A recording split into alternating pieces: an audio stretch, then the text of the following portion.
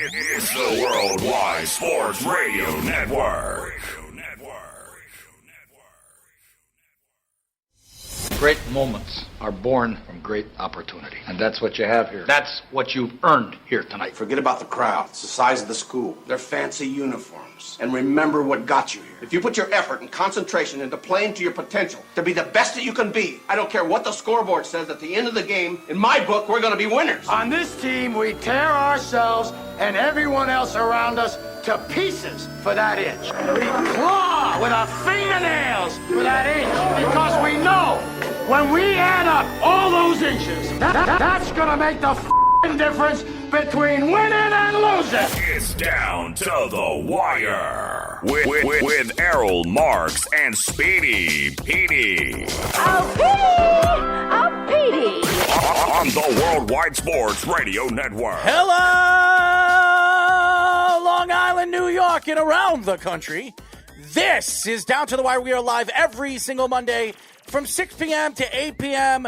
New York Eastern Time. Remember, you can call us at 631-965-4990. You can go to our website at www.worldwidesportsradio.com and download our app, guys. And it's very, very simple now, and they're both used the same way now. Now there's no Android Worldwide Sports Radio Network. It's very simple. All you got to do is go to your app store, if it's iOS, which is Apple, or Android, and search WWSRN. Again, it's WWSRN. Speedy? Yeah. WWSRN. Do it one more time with me. WWSRN. Okay, good, Speedy. Do you have our app? I do. Are you sure you have our app? Sometimes I wonder. You always ask me about it when yours doesn't work. Sometimes mine doesn't work half the time. I ought to say that. But anyways, we have got a great show lined up for you guys today. At 6:30, we'll be talking to Cal Poly offensive line recruit Jake Trachtman. And at 7:15, we'll be talking to top-ranked Arkansas's high school tennis player. Let me see if I can pronounce this right. Khushi Patil. Mm-hmm. Very good. So I'm good. I'm very good. Speedy, you are an idiot. You know that? An absolute terrible speller, ladies and gentlemen. He smells, too. He smells like horse garbage. What do you think about that? So why do I always have to help you spell words? Well, you do have to help me spell words. Sometimes I'm a little off track, a little tired during the day. So when we come and do the show, I have a little spelling problem. But anyways, I want to get into some NFL conversation. And I don't want to talk about the Jets because we talked enough about the Jets. I was on Weapons Hot. By the way, shout out to CJ DeSimone, Josh.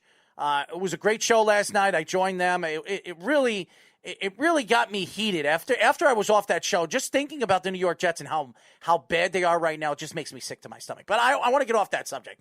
I want to get into the New York Giants because yesterday the New York Giants actually played a very good game against a very good team. You were right about that on the Weekend Crunch. You said that would be close. I thought it was going to be close, and I think the Giants are going to get better and better every single week. I really do. I think there are some players. Now, Golden Tate and Ramsey, the whole Jalen Ramsey thing at the end of the game, I don't think that was a big deal, and it came out today that Joe Judge is doing nothing. He's not going to suspend Golden Tate for standing up for himself against Jalen Ramsey. Jalen Ramsey is a troublemaker. He's always been a troublemaker since he's come into the league. He's got the biggest mouth. Look what he said about Josh Allen in GQ magazine. And look what Josh Allen's doing right now. And we'll get into Josh Allen in just 1 second. Him and A.J. Green had a fight 3 years ago, too. Yeah, I mean, a lot of guys, a lot of these corners and these wide receivers, a.k.a. Odell Beckham, and the thing that happened with Josh Norman over the years with the New York Giants. I mean, everybody talks on the field. There are going to be problems on the field, no matter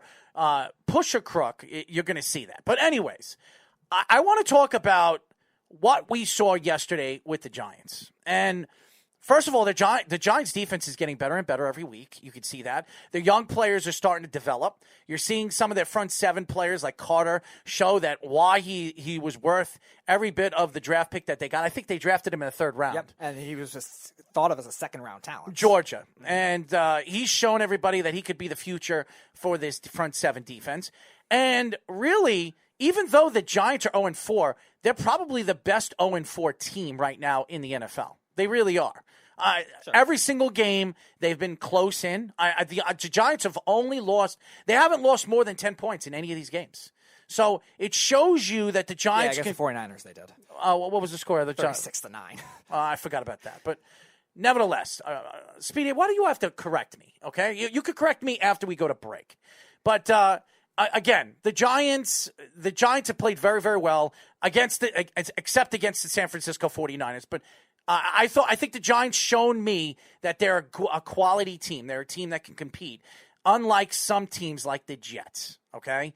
The Jets are a team that has not competed in any one of their games this year. I don't want to hear about last week's game because they competed against a fourth-string quarterback, okay? So I like what I see with the Giants defensively, special teams, their coaching. I don't like Joe Judge. I don't think Joe Judge is going to have that job for a very long time.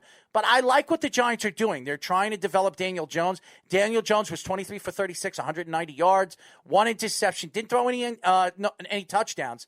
But he doesn't really have that many weapons on the field. So I was impressed with the Giants competing against the LA Rams, who are 3-1 right now, and one of the best teams in the NFC. Even the interception he threw was that right at the end of the game. That wasn't really a terrible throw either. Could it have been a little better? Sure, but it was more of a great play by the defender more than anything else. Also, the game that really stood out to me yesterday was there were two games, Tampa and the LA Chargers. Who the LA Chargers had an early lead. They were up 24-14 in the half.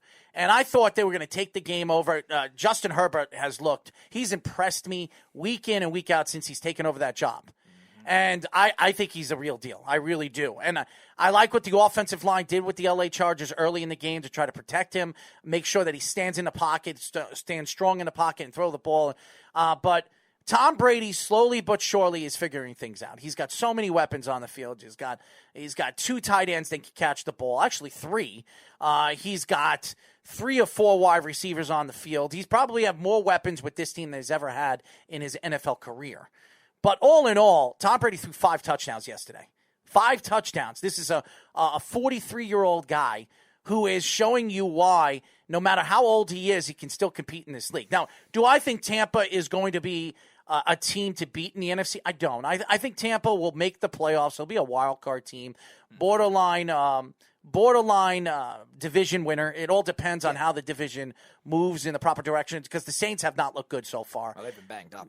Yeah. So when the Saints come back, we'll see what the Saints are. But right now, Tampa could win the division, but even if they win the division, they have home field advantage. It's not like the Patriots. I just think that this team is completely built differently. And the defense played well yesterday at the end of the game. You've seen Jason Pierre-Paul and some of these guys get at the quarterback, Justin Herbert, who's young, very talented, and also a little wet behind the ears. But I was very impressed with Tom Brady yesterday. He was very impressive.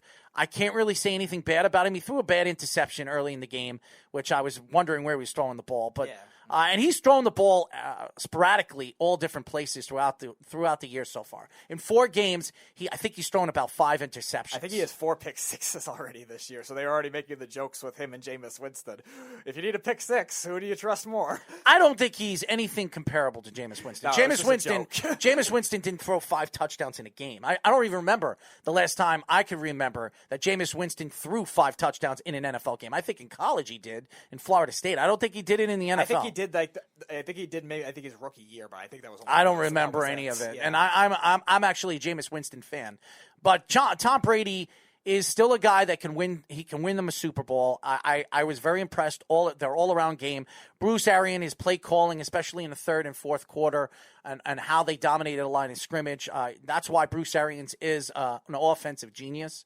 The question is this defense going to hold up against some of these good top teams? That's going to be the question. And the only team that can answer that is the Tampa Bay Buccaneers. Another game that stood out to me yesterday was Seattle and Miami. And that was another game that I thought was going to be very close. Seattle, again, Russell Wilson right now he's the MVP of the league. There's not even a question. There's no argument to it. His offensive line is pretty restructured, pretty much restructured from last year. This is a brand new offensive line. Their running game sucks. So let's be honest. This is not a good running team. It really isn't. We'd expected them to be a good running team because for years with Marshawn Lynch and even the 3-headed monster they had the last couple of years, this was a running team. This year, this is not a running team. This is a throwing team. This is a team that's airing the ball out, And Russell Wilson is throwing it with ease right now. And Miami, who I think could compete with anybody right now. And I like Brian Flores. I think he's a great coach. I think he was probably the best coach to come out of the Bill Belichick tree in a very long time. You're seeing that the players are starting to figure things out in his defense. And their defense is getting better and better. Even though they gave up 31 points yesterday against a very good Seattle Seahawks team, they played very good defensively, especially in the third and fourth quarter. They gave up a lot of points early in the game, which obviously threw them off, and they had to play catch-up the whole game. You cannot play catch-up against one of these top talented offensive teams like Seattle. But I was very impressed with them. I really was. And we haven't even seen Tua yet. We haven't seen some of the weapons that are hurt right now with this team. So when this team is at full strength, Miami might be a dangerous team, maybe a wild card team. I know it's right now. I think they're 1-2. They're 1-3 right now. 1-3. I'm so, sorry. Yeah, it's going to be hard for them to climb back. But no, it's not. It's still no, plenty. It's not. No, I think an 8-18 can make the playoffs. No, I know. I'm saying with the extra wild card spot, it's possible. It's still going to be hard for them to climb back, though, if they keep going the whole season, because the Dolphins are notoriously not a second half team. They normally start faster and then they come back. Why do you later. always bring up what they are in the past? This isn't the same old Dolphins team. This is a different coach. This is a different team. Why do you insist to bring up what they have done in the past? The past is the past, and now is the present. So stop bringing up their past. Brian Flores is a different coach. He's not from the old trees of the Bill Parcells trees and whatever. Whoever has coached the Miami Dolphins over the years, which have been garbage, really, to be honest. But nevertheless, I was very impressed with Miami yesterday. Minnesota wins their first game of the year, which it's about time. If Kirk Cousins did not pull that win off, I think Kirk Cousins would have lost his job. I really do. I think Kirk Cousins has looked horrendous so far this season, and I feel bad for Deshaun Watson because obviously, we'll talk about Coach O'Brien getting fired today, and I think that's good news for somebody like Deshaun Watson because he needs a good coach and a competent coach that can help him lead. The Hopkins trade in the offseason made absolutely no sense with O'Brien, and I think that was one of the things that really kicked him out the door. But all in all, again, the Cardinals haven't looked good the last couple of weeks either, but that's a whole other thing. They play the Jets this week, so they'll look even better. Just the spark they need. Yeah. But Minnesota is a team that I still think is a quality team in the NFC. Now, being that they were 0-3, it's going to be very, very hard for them to catch up in the NFC and make the playoffs. When you go 0-3, very few teams make the playoffs. I think there were 2 teams in the last, 7 or 8 years that have made the playoffs being 0-3. So it's a rarity. Could Minnesota do it? Yes. Minnesota has the defense. They have the offense. They have the offensive ability. Dalvin Cook has disappeared this year. He has. I mean, he's looked good in certain games. He's played well, but he has looked. He's looked good in certain games, and he's looked bad in other games. And if Dalvin Cook is not giving them 100 yards a game and he's giving them 1 or 2 touchdowns a game, they're not going to win because losing Stefon Diggs has absolutely hurt them. You can see that in their offense. Thielen is not the same wide receiver without Stefon Diggs. And Stefon Diggs right now is the best wide receiver in football. As crazy as it may sound, he's got, besides Odell Beckham, who's been better than Stefon Diggs? And I don't like Stefon Diggs. Yeah, we know. So the fact is, what Josh Allen is doing with Stefon Diggs has been absolutely remarkable. And he's averaging over 110 yards a game and at least a touchdown a game.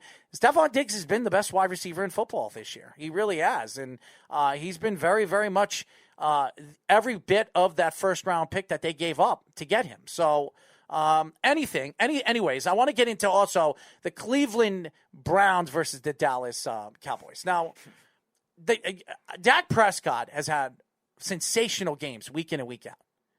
He has been fantastic.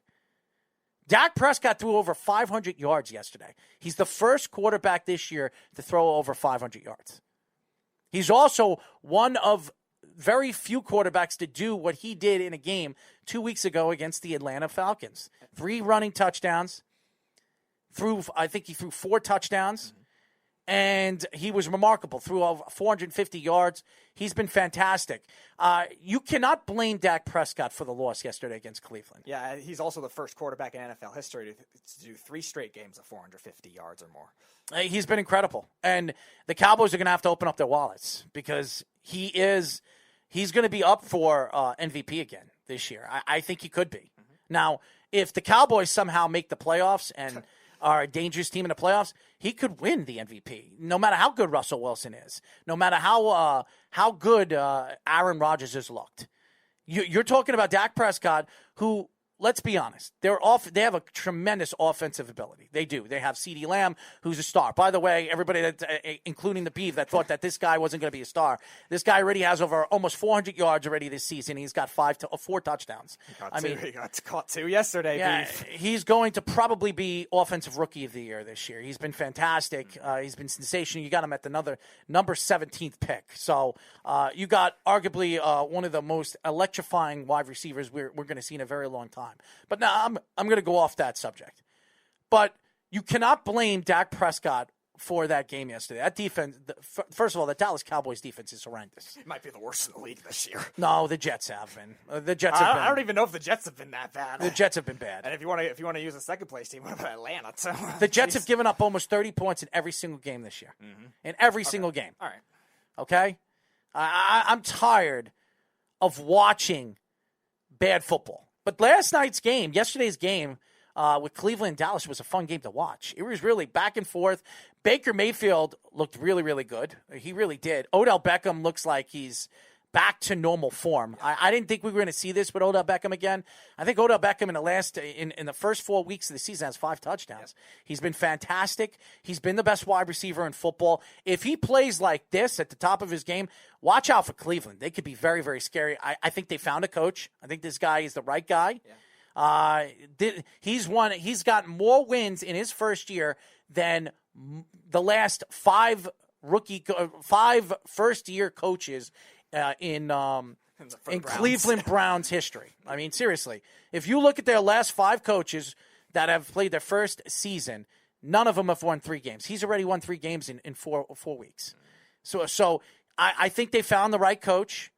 We'll see what they do moving forward. They have arguably one of the most underrated running backs in football.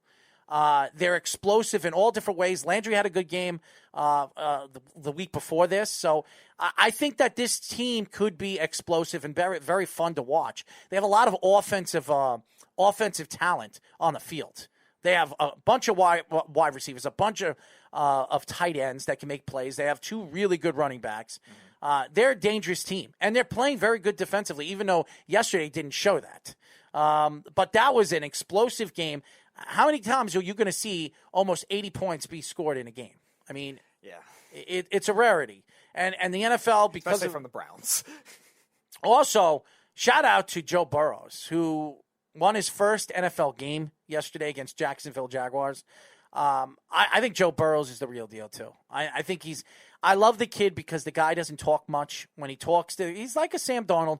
He doesn't really speak highly. He talks about his players, talks about what he needs to do better. He doesn't really throw himself under the bus. He doesn't throw any of the players or the organization under the bus. I love that about Joe Burrows. And respectively, how many quarterbacks his first 3 or 4 weeks throwing over 300 yards? He's the first rookie quarterback to do it in 3 straight games. Yeah, so it's an incredible feat for him, and maybe Cincinnati found themselves a coach too. Maybe they did. Maybe they found somebody that can develop a young quarterback like Joe Burrows, because God knows the Jets haven't. So I've been very impressed with Joe Burrows. Another game that really stood out to me is the Carolina Panthers. Yeah. I mean, I don't know what's going on with the Arizona Cardinals. This is a team that I thought was going to be very explosive this year. They have so many weapons from defense to offense. I really thought that this was going to be their year, that they can possibly even win the division. And the last 2 weeks, they've looked horrendous. Yeah. And the Carolina Panthers, with the injuries that they have, with Christian McCaffrey not playing for the next 7 weeks, you would think that it would give them the opportunity to explode. And Carolina's really played very good football. But go ahead, Speedy. I was going to say, I think they've gotten off to slow starts in both of the 2 games they lost, because they should easily have beaten the Lions and the Panthers. But that's maybe the one thing they're playing down to teams right now. And the Panthers defense, I'll give them the credit, though. They played very impressive, which that wasn't supposed to happen considering all they lost in the offseason. I mean, from that Super Bowl core, I think they're down to Shaq Thompson, Kawan Short, and maybe Trey Boston. Like, those are the last 3 players left. They lost a lot. And they played well against the Chargers, who have been a good offensive team, and the Cardinals have been a good offensive team. So I'll give them credit. But in terms of the Cardinals, they have to learn not to play down to teams, because in the NFC West, you're not going to be able to get away with that with other talented teams. How about Robbie Anderson right now? 28 receptions this year for 377 yards, 13.5 an average. 75 was his longest. 1 touchdown. Right now, I know it's just 1 touchdown. Right now, if they were picking Pro Bowl or wide receivers for the Pro Bowl, Robbie Anderson would make it. He would make it. I know would have thought. Maybe the Jets wasn't the right offense for him to fit. Maybe Teddy Bridgewater and him really did have a connection, but because Teddy Bridgewater has been airing the ball out to him, he had 99 yards the other day. Mm-hmm.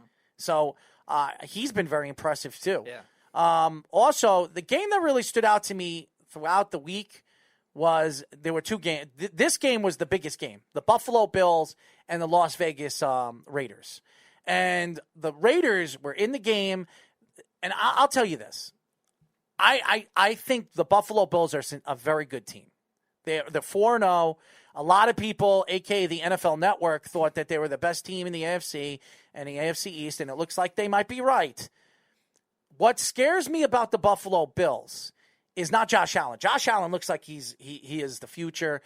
He looks like he's a franchise quarterback. He looks like he gets better and better every week. They put a good offensive line in front of him. They're a very good offensive line, and they have very good wide receivers. Even their rookie wide receiver, Gabriel Davis, has played very well this year too.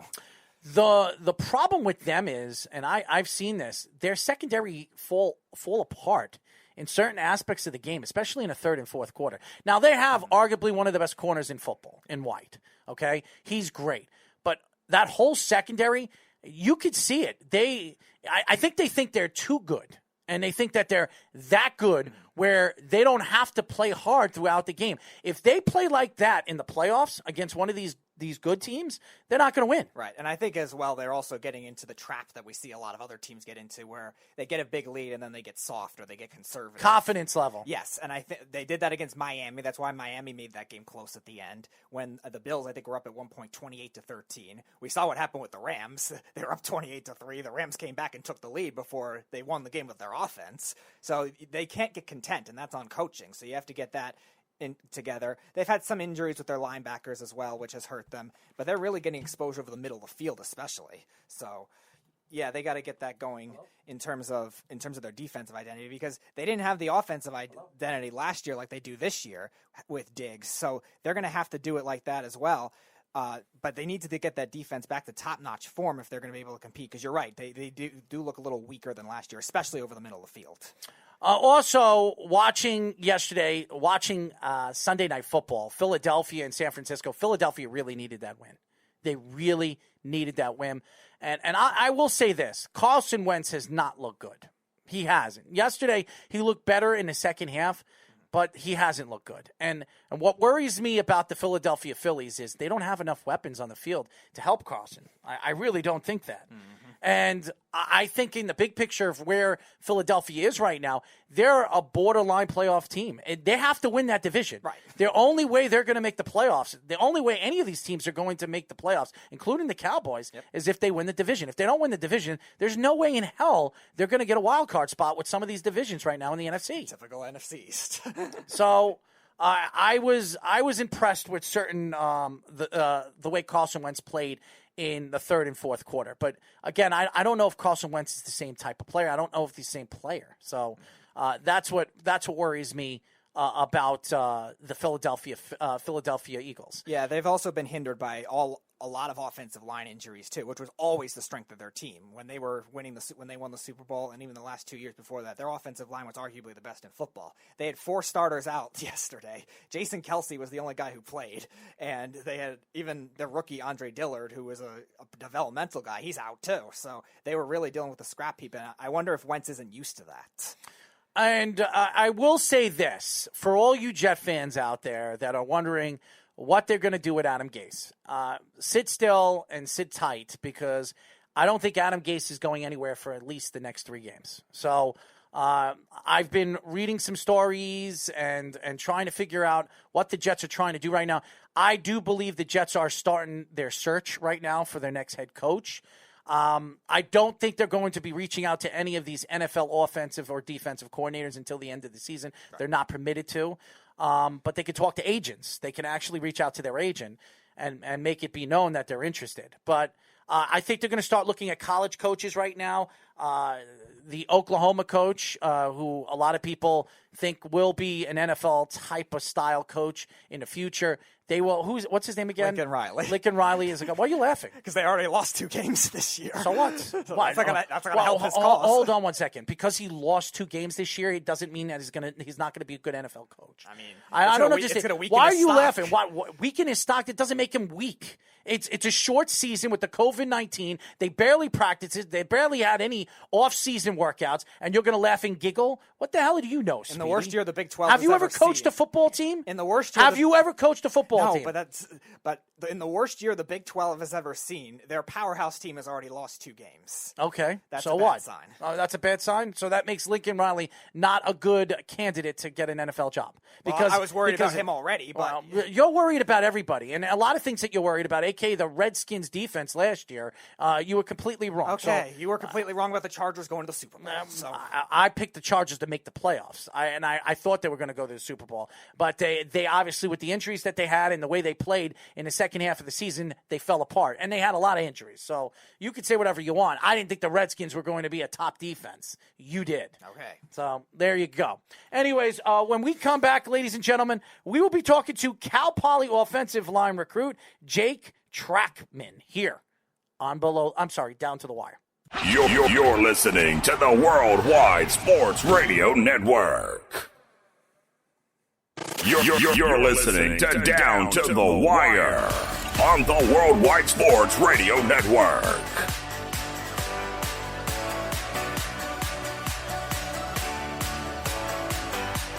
As you guys know, this is Down to the Wire. We're live every single Monday from 6 p.m. to 8 p.m. New York Eastern Time. You can call us at 631-965-4990. And remember, download our app by going to iOS or Android, WWSRN.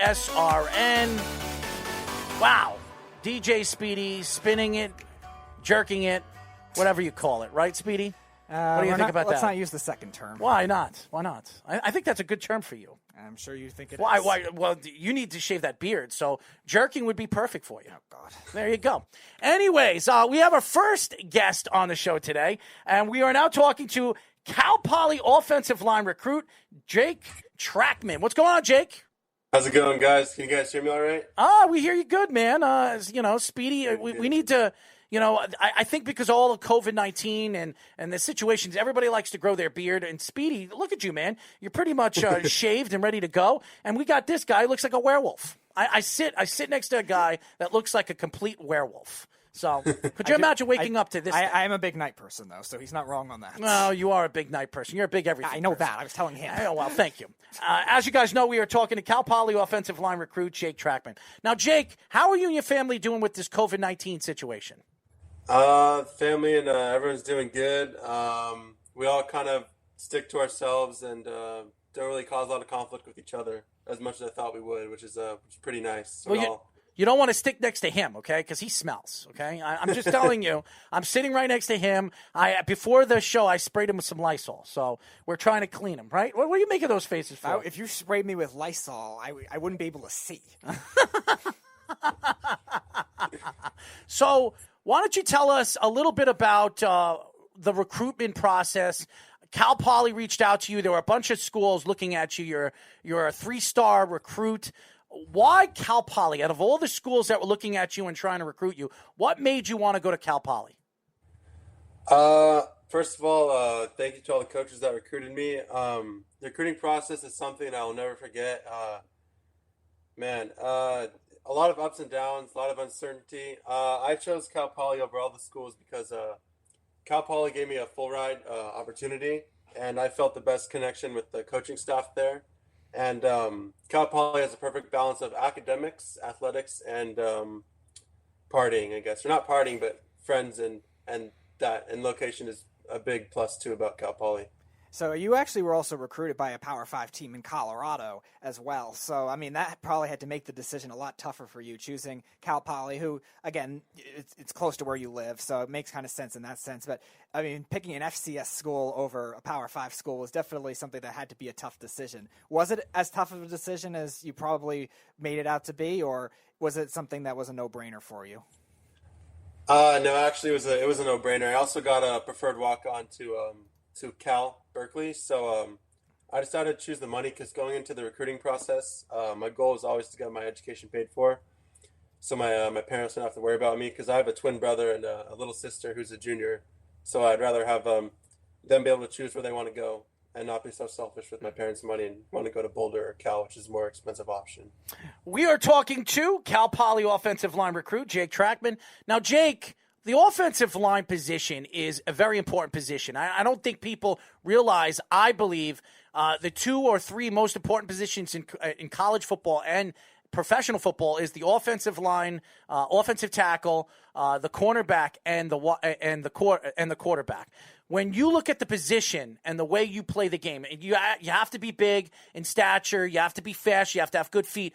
What stands out to your game out of all the offensive linemen that you've seen play in the NFL and the NCAA over the years that really stands out? What's your strength to the position? I feel like the game is changing now. You can't just be like big and fat and slow. Like you got to be able to move now. So I feel like for my size and how I've been training this whole offseason during the coronavirus, I can move for someone really well my size. And pad level is also very important too for someone my size, and can't let anyone get underneath my pads and push me back. So probably my physicality is also part of my game too that I really enjoy and really thrive at. Yeah, a big reason for that has been the spread offense, RPO offense takeover that has gone over college football. Well, it was already a mainstay in college football, but high school football and now the NFL has become a big deal. So have you played in any of those types of offenses? And if so, do you think that's the biggest reason and conceptually for that change? Yeah, our offenses at Corona Del Mar, we run the spread offense, we run RPOs, we run everything. Our O-line can do anything that the coaches tell us to, and our players can do anything that the coaches want us to. So, but I think the RPO game has completely changed. I've just seen it change in the NFL from Vince Lombardi era until now with Lamar Jackson being the dual threat quarterback that he is, and kind of how the game has progressed. Now, Jake, I know you watch professional football. I know you watch the NFL, and I know you watch college football. Is there a particular player that really stands out to you that you try to compare your game to? I really like Andrew Whitworth on the Rams because I'm a big Rams guy, and I always watched him play when he was at Cincinnati, and I always like the way he plays. He reminds me of myself. You could see a future Hall of Famer in Andrew Whitworth. He's been tremendous. Yes, no doubt. So growing up in California, I mean, Southern California, not really known as a football part of the country. They develop baseball very well. They develop basketball. What is it like culturally down there with football and also with sports culture in general? California, Florida, and Texas are actually really big for high school football. So a lot of kids. We have 4 Division I kids on my team right now with offers. We have a guy that's committed to Harvard. One of my other buddies committed to SLO like me, who's safety, and then a defensive tackle, defensive end who's committed to Army. Mm-hmm. And college football and football is pretty big down here in Southern California, especially where I live. Super competitive. We have Mater Dei and St. John Bosco, who are always number 1 and number 2 nationally ranked for high school football. And I know a lot of kids also get recruited out here for baseball as well. But I'm not so familiar with the baseball part of California. Jake, when you look at your position and you're 6'7", 285 pounds, most of these offensive tackles, they're bigger, they're stronger, and you're still young. You're about 17 years old. You're still growing into your body. Do you see yourself as a professional athlete in the future because of your size and your ability at the position? Honestly, if I put my mind to it, and if anyone works hard and puts goals, and they can pretty much do anything they want to. At the start of quarantine, I was probably mentioned like 215, and now I'm up to 315 in a matter of 5 months. Really? Yeah. So And I think I'm now 6'8". I'm probably I've gone taller too. Really? And my Look weight's at you, man. 290. So honestly, the point of college football is to get you ready. You develop as you go older because your years in college football is where you grow the most and where the most testosterone is flowing. So that's where guys really put on their true size, is during college. So I'm fairly confident that size won't be a problem for me in college because everyone says I can probably put another 30, 40 pounds in my frame and be 330 pounds or 320. So, well, Jake, I will tell you, there's a lot. Size wouldn't be a problem for you, but size is a problem for this guy right here. So Yeah. look at this guy. That's why I'm not recruited to play Division I college football. Well, in any kind of way, size doesn't matter with you. Okay, so there you go, Speedy. Sure, we'll go with that. So, Jake, being that you're playing for an FCS team now, is there any particular FBS opponent that you always grew up watching in college football? And also, if there is one FBS opponent that maybe not, obviously not this year because they're all conference schedules, but in the future that you would want to face, who would it be and why? I mean, sometimes some of them will pull off the upset. Liberty did against Baylor, Troy did against LSU. There have been some once in a while. I don't know if Appalachian State was in the FCS when they beat Michigan, but I think they might be FBS. I think they're FBS. Well, they're FBS now. I didn't know if they were then, but I mean, what school, if you had a choice to pick, who would you want to play and who did you root for? Oh man, I think I've always watched it probably got to be an SEC school because they always get like their stadiums are packed like 80,000 plus. So I'd probably either want to play Georgia or Clemson or Alabama. Honestly, I don't even know. Any one of those three I'd be okay with just to get there in the atmosphere. And football is literally everyone loves, breathes, and eats football down there in the South. So that'd be pretty cool to go in an atmosphere like that and play. Oh, I would love to go to an Alabama game, a live Alabama game, and watch the Alabama Crimson Tide fans just go crazy. But I don't think we're going to see that for a very long time. So I don't think you're going to hear a lot of fans screaming over there in Alabama for at least the next year. But as you guys know, we are talking to Cal Poly offensive line recruit Jake Trachtman. Now, Jake, I've been watching football my whole life, and it's amazing how tall, how big these athletes are getting now. Mekhi Beckham from the New York Jets, 6'8", 364 pounds, can run a 40 in 5 seconds flat. Some people say they've seen him running in 4.8.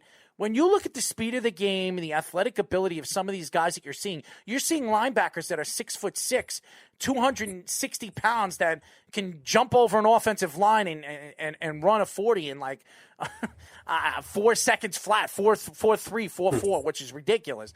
Do you think that because of the game and the way it's transitioned and changed, does it make the game more fun to watch in your eyes as an offensive lineman, or does it make it harder to play? I think it makes the game more fun to watch because when you have a bunch of athletic individuals that are all world-class, top-notch athletes, I think it makes the game way more fun to watch and it makes it more interesting, and it's not just a blowout every single time because these guys that are playing in the college level, these guys they've been training every day for the past, I don't know, since they were freshmen in high school. Mm-hmm. So they know what they're doing, they're ready for it, and they want it just as bad as everyone else. So it'll make the game definitely way more fun to watch, in my opinion. So from a player safety standpoint, the NFL and college football to an extent have tried to eliminate a lot of low blocks. They already got rid of the chop block completely for both special teams and for conventional offense. And obviously, I'm sure they have taught you not to do that anyway, but especially now with these leagues not doing it, how has that changed the way you've developed as an offensive lineman, knowing those rules? My high school, we haven't really been we don't really use the chop block technique because our team emphasizes speed and quickness, so we want to get there with our feet and not having to focus on just diving at someone's knees, but rather getting there with our feet first and then our hands. So we don't have to use that block. But I don't think it would have that big an effect on me at the high school level, but it may at the college level. We are talking to Cal Poly offensive line recruit Jake Trachtman. So if anybody doesn't know who we're interviewing, it's Jake Trachtman. So a lot of people ask me, why do you keep repeating yourself? Because some people say, who are they interviewing? Yeah. So there you go. It's Jake Trachtman. Now, Jake, I've watched, like I said, I've been watching football my whole life, and I've tried to compare and contrast certain players at their positions. And you said you try to mimic Whitworth. Andrew Whitworth. And Whitworth. So when you look at the game and you look at your position, did you ever think growing up at your position, playing, pee-wee football or however, when you started playing football, did you ever see yourself playing another position, a quarterback position, defensive lineman? What made you decide to be an offensive lineman? Was it your father? Was it your coach in pee-wee? Who really transformed you into an offensive tackle from another position that you could have played? I've always been an offensive lineman. Never thought once about being a tight end or a skill guy. So in Pee Wee, I guess I was just bigger than everyone else naturally. So they just put me at offensive line, and ever since that 7th grade year, my first year of tackle football, I've always just played offensive line, whether it's guard or tackle. If there was one position that you would have wanted to play at that time, what would it be and why? Probably quarterback, because I got a pretty good arm, I'd say. So quarterback would be really fun. Did you play any other position? I'm sorry, not other position. Did you play any other sports in high school? I know you're a senior in high school right now. Have you played baseball? Did you play basketball? What other sports have you played besides football? I just focused on football in high school, but throughout all the way up until middle school, I was doing baseball, soccer, basketball, and I even did volleyball, a little bit of volleyball, 7th and 8th grade year, and a little bit into freshman year. You're tall enough. That's for sure. 6'7" now. Imagine you probably would have been 6. That means he's probably 6 feet when he was in middle school, I would imagine. Well, even being that you're 315 pounds, you're in good shape. For a guy that's 6'8", 315 pounds, what could you run the 40 in? Have you tried it? I think now I could probably run a 5 flat, maybe. Really? Something on that, yeah. That's great. Yeah, see, I think a lot of athletes don't realize. Everybody says, I can run a 40 in 4.8 or 4.6. I couldn't run, and I was a fast guy. I couldn't run a 40 right now, and if I could run a 40, I'd probably run it in 5.1 right now. When I was a kid, when I was playing high school football, I probably could run it in a 4.5, 4.6. I was very fast. But people don't realize how hard it is. Everybody says they could do this, they could do that, but when they get on the field and they're getting time, they're not the same person. They're not the same player. So I think the speed of the game is so different when you're doing the combine and you're actually out watching these guys run and people are watching, coaches and everybody in the world is watching. I think there's more pressure on you when they're shooting up that gun than you playing in a game and just really using your speed and your ability and your athletic ability in a different kind of way. So anyways, before we let you go, we do this with all our different athletes. We ask you some silly questions to try to open you up and figure a little bit about you. Okay, are you ready? Yes, sir. I'm sure Jillian told you a little bit about this. Yeah. All right. So your first question is everybody's first question. Boxers or briefs, and why? Be honest now. I probably got to go with boxers because it doesn't feel like you're wearing anything and you got more room to breathe. Oh, so you like them to hang. That's what you're saying. Yeah. Okay. You could be honest. Okay. I mean, some people don't. They don't like that. I'm one of those guys that don't like that. So I even playing sports when I played hockey. But when I was a kid, when I was 38 years old, I tell this to all you young athletes. I'm 38. You're 17. So when you were born, I was 17 years old. So I mean, that's the crazy thing. So when we had our jock straps and stuff like that, now you could actually your jock straps are like underwear and you stick the cup in. You know what I mean? Yeah. That's it. Not when I played, man. You had to wear your boxers or you actually were butt ass naked and you would wear this jock strap around your legs and your butt's hanging out, and it's so uncomfortable, man. Uncomfortable. And when you played goalie, I don't know how goaltenders did it, in hockey and stuff like that. It was horrendous. So I could tell you it's not a very comfortable thing in the late 90s, early 2000s. But second question. Favorite snack to eat before a game and why? Favorite snack to eat before a game is probably like a nice ice cold Pedialyte and probably like a protein bar, like a Gatorade protein bar. Very common. One. Very common. What's up with these kids? I mean, like the Gatorade bars, the Gatorade gummy bears. I mean, Gatorade. They might as well hire these guys to be self-promoted. I mean, like seriously, they might be in the future. I seriously, I really think that all you young kids, everything that I hear from you guys, it's either the Gatorade gummies or the Gatorade bars. I mean, it's crazy. Gatorade is a very popular, obviously, assessment when it comes to food. And if it's not that, it's other gummy candies. We've heard fruit snacks. We've heard Skittles. We've yeah. heard, Everybody gummy likes worms, that. everything like that. Well, some of these young guys, that's all they do. I mean, they run all day. They want that sugar rush, so why not eat some gummy bears, Okay, so your third question is blondes or brunettes, and why? Honestly, all of them, because beggars can't be choosers. So all of them doesn't matter. It's all about personality. Okay, so are you a big music guy? You know what? Kind of. No, I listen to everything, to be honest with you. Like whether it's AC/DC to the current rap that's going on right now. So Really? like Drake. Finally, So we I have really somebody don't who care. listens to rock music. So you like rock music? I love it. Yeah, AC/DC. All right, Speedy. So what we're going to do is we're going to do this with him. We're going to pick instrumentals. We're going to give you three songs. We're going to give you one. You're going to get 2 guesses on each song. Speedy, it's got to be hard. Okay. Yep. All right. We're going to play it to you. We're going to play it to you. We're going to give you an opportunity. It's going to be instrumentals. You got to tell us what track it is. Just tell us who sings it. Okay. All right, I'll try my best. I'm not right. that good at recognizing artists. That's all right. Best out of 3. I'm sure. Come on. You ready, Speedy? All right. All right. I don't. Too hard, you think? I think that's a little too hard for All him. right. I'm trying to think of metal bands that are. He's not a metal band. Give him alternative rock. All right. Let's see. Is that too hard, you think? No, that's not. That's not hard. All right. So what we're going to do is we're going to give you the first song. This is a very well-known song from the early 90s. Okay? Okay. All right. Here we go.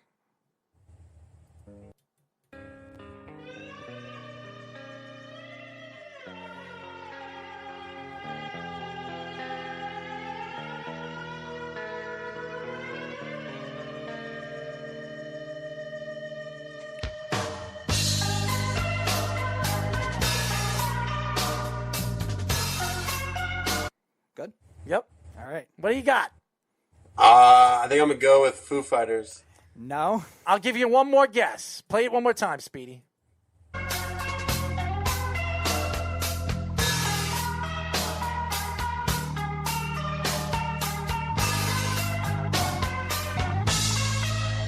In the world, na na na, na na na na na na na. Well, Jillian has guessed it right.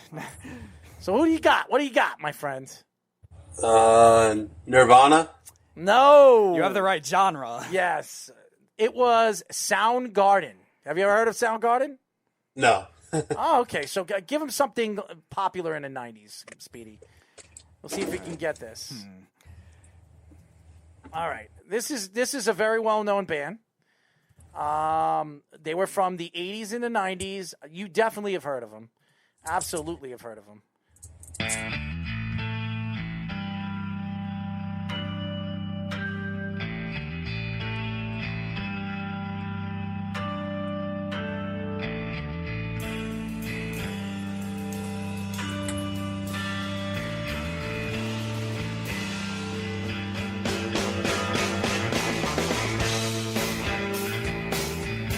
All right, Speedy. What do we got? I've never heard this song before.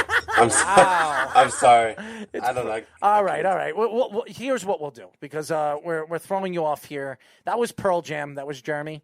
So, and I'm sure you've heard of Pearl Jam. So, what we're gonna do is I'm gonna give you, for your last question, I'm gonna give you women in the business, in the music business, and Okay. I want you. I want you to pick in order, who would you go out on a date from first to last? Okay? That's easy, Okay. right? Yeah. Okay. Music, women in music industry. Okay. All right. Well, he's pulling that up. Favorite AC/DC song? Probably Highway to Hell. All right. Nice choice. I thought we were going to do that, so let me see. At least we finally have a rocker guest. Finally, somebody who appreciates rock music. Okay. Because it seems like a lot of the recruits don't know it. Yeah. Okay. Mariah Carey, All right. Jennifer Lopez, Ariana Grande,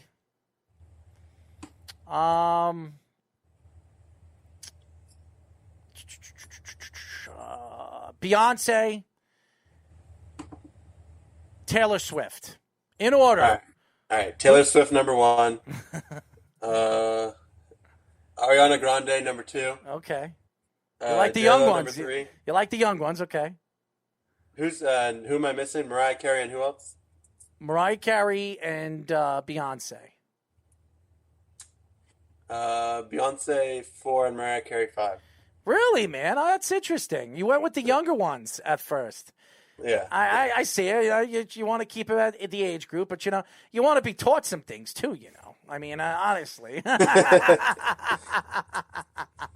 So, who really pushed you to play football? Who really pushed you to play sports and wanted you to fulfill your dreams of playing football?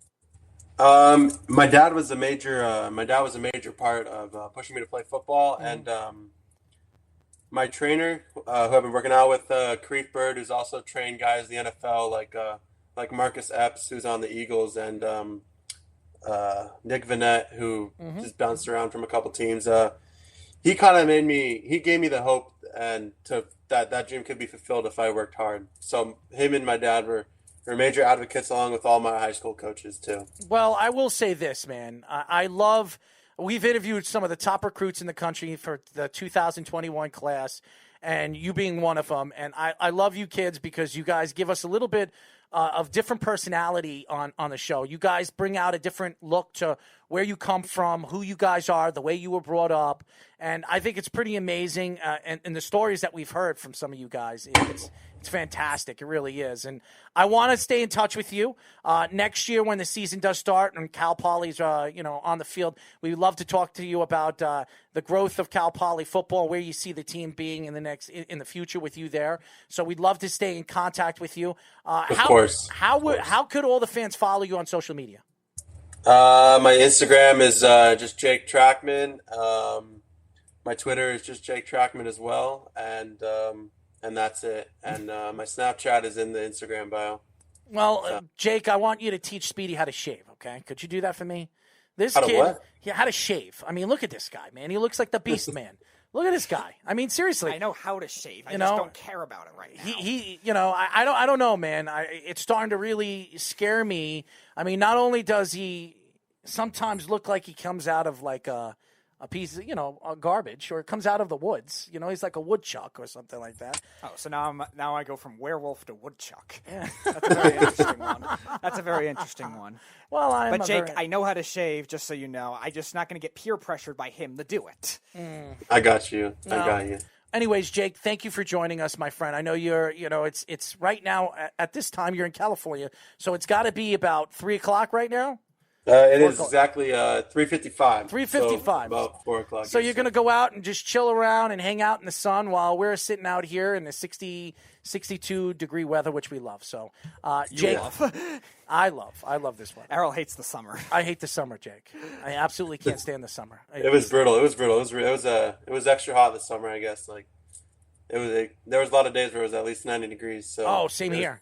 It was at one point a whole week of 98 or more over here. Yeah, that's crazy. Yeah. That's crazy. Yeah, but you live in a drier area than we do. I mean, it gets very moisty over here. It's terrible. Long Island could be. We're right as you guys are right now, surrounded by water. We're surrounded by water, but it gets so sticky and humid out over here. So it's the East Coast, the Atlantic Ocean kind of stuff. Yeah, that's right, man. The East Coast vibe, man. You got to come over here. We got to show you around.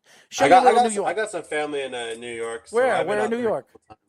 Brooklyn. Okay. Yeah. So right. I love New York. Went there in 8th grade. Never been to Long Island. Want to go check out New Jersey though. Check out MetLife Stadium and go to a Devils game. Well, if you want to check out MetLife Stadium, just hopefully you check it out and maybe you play for the New York Jets in the future and help them out with that offensive line of theirs. Their offensive I don't know. I'd rather save my knees than go play for the Jets, though, because there are too many injuries going on at Well, thank you. Thank you very much for putting down my Jets. Thank you, Jake. Jake, thank you for joining us, man. We really appreciate it. Appreciate it, guys. Appreciate it. Thank you so much for having me. Absolutely. And don't forget to download the app WWSRW. On iOS and all platforms. Almost WWSRN. WWSN. Oh, N. Oh my God, my bad. Are you downloading it, Jake? Have you downloaded it? I am going to do it. I was going to do it after the interview. Oh, well, you got to join us, man.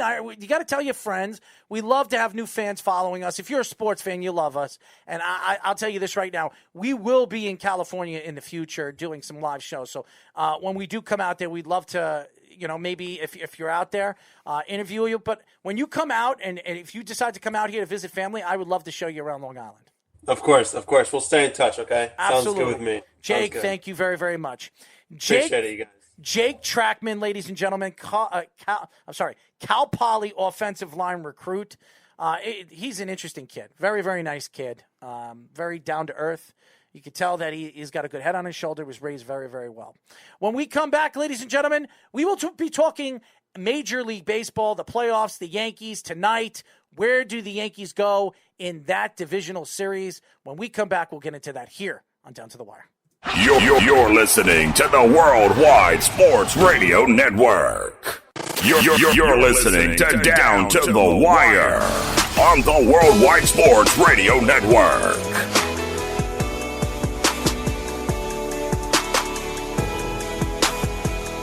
As you guys know, this is Down to the Wire. We are live every single Monday from 6 p.m. to 8 p.m. New York Eastern Time. 631-965-4990. Download our app by going to iOS or Android, WWSRN. Speedy Petey. Yeah. Usher, that's what you picked for me to come back into the show?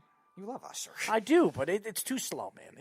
It's a slow day. I want a fast-paced song, a fast-paced track to make me wild, Speedy. I want to be wild on this show. I know. I'll play all the rock music that Jake likes. Anyways, I want to get into. By the way, the Astros took the lead. They're up 8-5 against the Athletics. First of all, everybody knows how I feel about going into the playoffs, and now this is where the playoffs really start to begin. The qualifiers, I call the wild card games, if you want to call that the wild card, and now this is the divisional series. I look at this being the most important round going into the ALCS and the NLCS. The Yankees right now going into the series against Tampa are absolutely the underdog. They're the underdog because Tampa this year have been consistent as far as their pitching staff is concerned. Their bullpen has been as good as anybody's in the league, and their middle of their lineup has been as deadly, as good as any lineup in baseball. The thing is, there is something about this Yankee team that I think people are missing. And a lot of people aren't picking the Yankees to win the World Series. A lot of people aren't even picking the Yankees to come out of this series. A lot of people didn't even pick the Yankees to come out of the Cleveland Indians series. So now the Yankees are underdogs. And when the Yankees are underdogs, usually they play really good baseball. They really do. And the middle of this lineup is hit. They hit against Cleveland, arguably the best pitching staff in baseball. And you got Aaron Judge, who hit a couple home runs in that series. You have Giancarlo Stanton hit a couple home runs. Gleyber Torres, Gio Urshela. Everybody was knocking in home runs. And you have guys like Luke Voigt and the players that you have. The Yankees are going to be dangerous in this series because the Yankees could play high-power offensive. They could play a high-power offensive game against this Tampa Bay Rays team. They're going to have to learn how to do a little small ball too, but they've done that progressively throughout the year. You saw in the beginning of the season they were doing it when they were hot, and they had that big winning streak, and a big reason for that was they were playing small ball because the Rays have a lot of guys that can strike you out. Now, obviously the Indians do too, and we saw that. We saw the Yankees hit them too, but the reason the Yankees hit them was also because of small ball too. So they have to be able to do a little bit of that in order to do it. You can't just win just on home runs alone. And here's the thing. The Yankees bullpen, and I will say this over and over again, the Yankees bullpen has not looked good so far, really in the second half of the season going into the playoffs. In the Cleveland Indians series, Chapman looked good, but he was the only one that looked good. Everybody else, Britton didn't look good. Nobody looked good. And this pitching staff, this bullpen has got to look better in this series than they did against Cleveland. Because if they don't, Tampa is going to sweep them in 3 games. Tampa can hit against good pitching. They can hit against good bullpens. And Chapman was the only guy that really stood out to me in that series, especially with the Yankees bullpen. Now, when you look at the Yankees as a whole, the team and the ability that they have to get runs and the power that they have in the middle of their lineup, they're dangerous. Garrett Cole is going to be a big part of the first game because Garrett Cole is the guy that's the Yankees are going to ride on. He had 13 strikeouts in his first game as a New York Yankee in the playoffs. He went 7.5 innings. He is going to have to pitch 7.5 innings against Tampa. They cannot go to the bullpen early, especially the way the bullpen has played in the playoffs so far. And the Yankees are going to have to dominate with the starting pitching. Now, I don't know if they're going to be able to compete with Tampa with their starting pitching because you still have Blake Snell and some of the top young talented pitchers that they have. But the Yankees do have Masahiro Tanaka, who over the years have pitched well in the playoffs. Last game that he pitched 4.5, 5 innings, and he gave up 6 runs. You cannot win against Tampa giving up 6 runs. If they expect to beat Tampa, they're going to have to keep the runs down to 4 at most and make sure they're going to get a timely hitting in the later innings. And they need some level of length, too, because they can't wear out the bullpen. Because, like you mentioned, the bullpen has not been the world-class bullpen it's been in the past. Outside of Chapman, everyone else has been pretty streaky this season as a whole. Now, granted, some of them were hurt, but we know with Ottavino, he's always streaky year to year anyway, and a lot of the other pitchers have been too. And maybe, again, some of the losses they have are hurting them with the depth of the bullpen, so they're going to need extra length as well, especially from somebody like Tanaka, who you can get it from because he's a control pitcher. He's not a heavy strikeout pitcher, so they expect him to get length. And the Rays, they swing at the first pitch a lot. They do a lot of little things, so they're going to have to be ready for that too. And that's tonight, guys. That's tonight for the Yankees at 8:07. Garrett Cole versus Blake Snell. And this is going to be the game that people are going to be watching because I think whoever wins this game is going to come out of the American League and go to the World Series. I think these are the two best teams in the American League.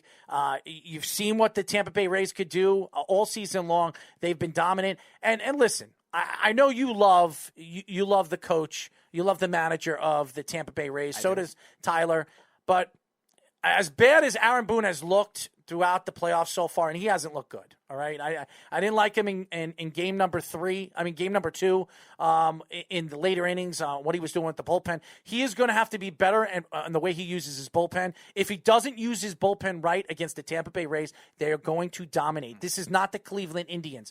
They have good hitters. They can hit for average and they can hit for power. So the Yankees are going to have to pitch a lot better. Garrett Cole's going to have to pitch a lot better against a better lineup, a much better lineup. So here's the thing, and looking in this series, even with the A's and the Astros, to me are the weaker link team, and the weaker link teams always seem to show up in these games and play harder and play better. Right now, the Astros are up 7-5 against an A's team that has a better pitching staff. They're just a better all-around pitching staff. There's no Justin Verlander. There's no Garrett Cole on the team anymore. Justin Verlander is going to have Tommy Johns. Garrett Cole is pitching for the New York Yankees. This is not the same team they were in the last couple of years cheating. So you're looking at the big picture right now. Nobody expects the Astros to go far. So the Astros are going to play hard, and they're going to play tougher because nobody thinks that they can compete. Right. The same thing with the A's. The A's are the A's are the favorite. And who would have thought that the Oakland Athletics would be the favorites against the Houston Astros? So there's less pressure on the Astros to winning this series than the A's. So I think that the Yankees have always had the pressure on them. They've always been the favorites. This year, they're not the favorites. So I think the Yankees they're playing the underdog mentality, and I think it's going to benefit the Yankees going into this series, especially with Garrett Cole on the front lines of this divisional series. So what series sticks out to you out of all this series? I think the Yankees and Rays are definitely one of them. But again, I think the Dodgers and Padres are definitely another one too. When you look at the Padres, the upstart team that they have, I think their manager, we talk about the micromanaging managers of the American League, I think he's done a really good job this year so far with a bullpen that's been deep, but also has to deal with some injuries and some young players too. He's done a great job with all that all throughout the year. And the Dodgers have all the talent in the world. Can they just put it together when it matters most? And last year they went out in the first round against Washington. And now, again, they're another team that's tons of pressure on them, more than the Yankees this year, and because of all the talent that they have, and now adding Mookie Betts. So that'll be interesting. And the Padres, they weren't supposed to even be close in the division this year, but they were. So it's going to be very interesting, being it's a rivalry too.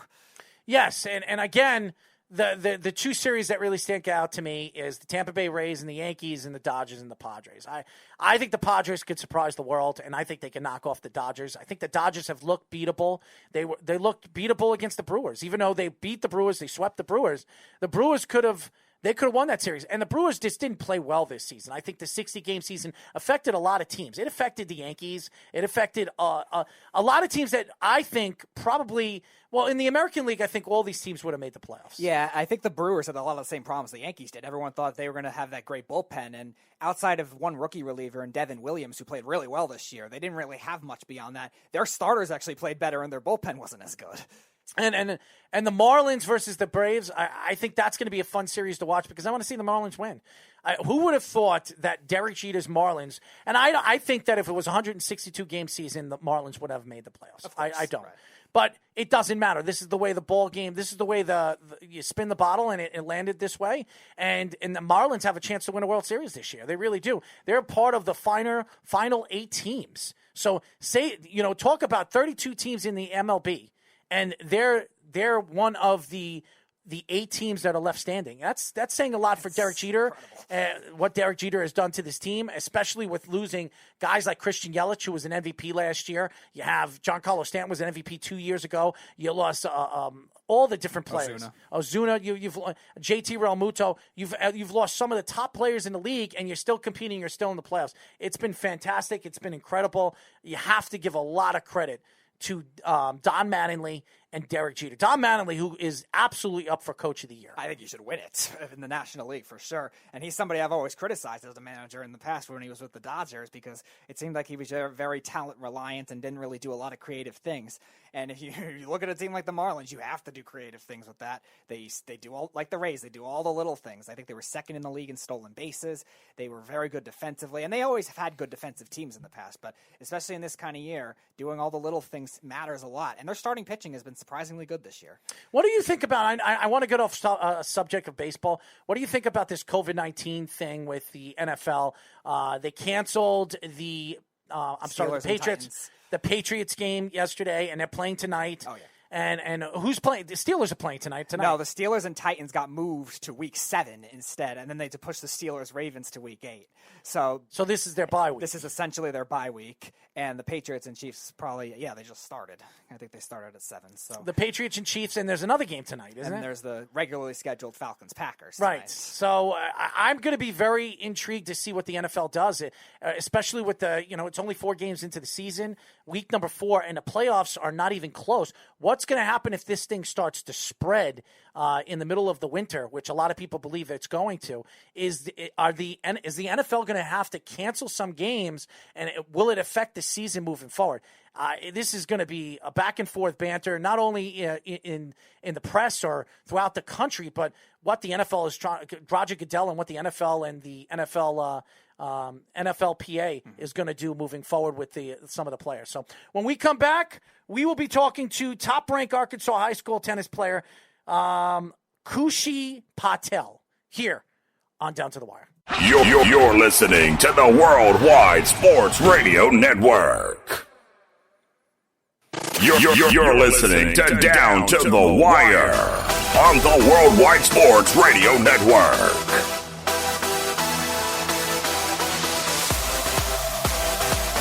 As you guys know, this is Down to the Wire. We are live every single Monday from 6 p.m. to 8 p.m. New York Eastern Time. You can call us at 631-965-4990. Download our app, iOS, Android, WWSRN. Go to our website at www.worldwidesportsradio.com. Well, we have our second guest coming on the show. Speedy, hit it. We are now talking to top-ranked Arkansas high school tennis player Khushi Patil. What's going on, Khushi? Not much. Thank you so much for having me today. Absolutely, man. You know what it is I've never interviewed any tennis players. I've at the U.S. Open a couple of years ago. I was at the U.S. Open. I personally, face to face, I interviewed Serena and Venus Williams, but I never really did it on a radio show. So you're my first tennis player since I started this network 6 years ago that I've had on the show, and I'm doing an interview. So you should feel special. I am. I'm very honored. Well, Jillian speaks very high praise of you and who you are as an athlete. So tell us a little bit about yourself. What made you start to play tennis? I mean, there's so many other sports that you could play as a young kid. Track and field, you could play volleyball. What pushed you to play tennis? Well, when I was a little kid, I actually started playing the violin, and that was not an interest of mine. And I was taking tennis lessons at the time, just like as a side hobby. But then I started watching tennis on TV, and I got inspired by these great athletes. So that inspired me to become an athlete and play tennis competitively. So that's how I started playing tennis. It was about 10 years ago when I was 5 because I turned 15 soon. So yeah, it was just inspiration from great athletes on TV. So who are some of your influences when in the sport of tennis? Obviously, it's more of an international game. Obviously, a lot of the American tennis players, there's some good ones, but it's more of an international game. So who did you grow up watching, both maybe as a lesser-known one and a one that's popular? Well, for me, my number one inspiration in tennis is definitely Serena Williams. She's really inspired young women to come up and play and just, not be afraid of what they can achieve. Her sportsmanship, her great fighting spirit in Grand Slams, even when she's down, really touched my heart. It was something that's very important to me, and she was one of the important players who greatly inspired me to play, and she was mainly somebody I grew up watching.